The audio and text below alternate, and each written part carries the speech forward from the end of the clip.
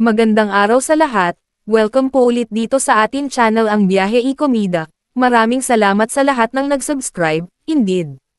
Punta tayo sa atin topic, October 18, 2025.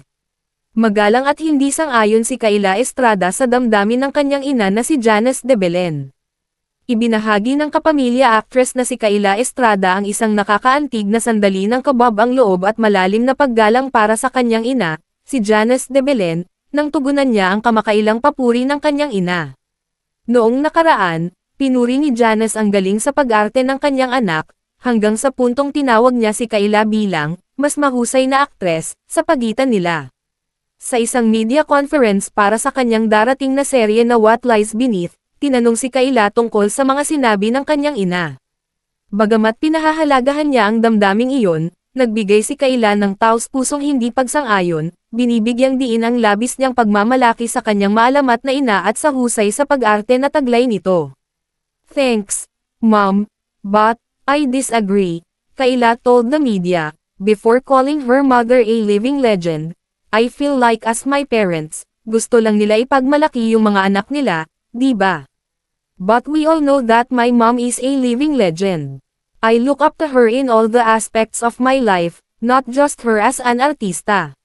Si Kayla, na patuloy na nagpapatatag ng kahangahangang resume sa industriya sa pamamagitan ng mga papel sa mga proyekto tulad ng Viral Scandal at Linlang, ay nagpatuloy sa pagbibigay diin sa nagtatagal na pamana at impluwensya ng kanyang ina.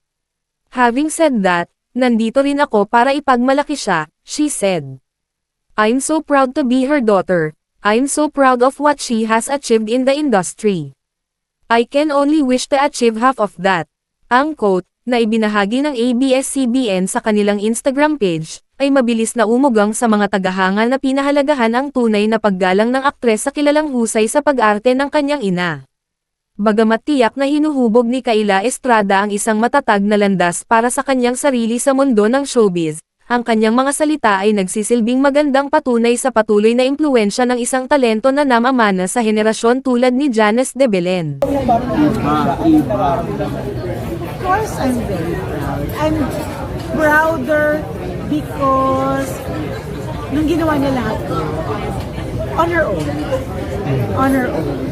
I know it's a lot of pressure on her to fill her parents' shoes.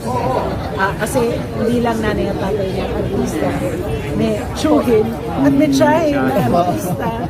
So diba, she really has big shoes to fill. And ayun siya, nagawa naman niya. There's really nothing much that you can say kasi pag nandun na siya, pag sumigaw na ng action ng director, wala kang nagawa, di ba? Hindi mo na siya matutulungan.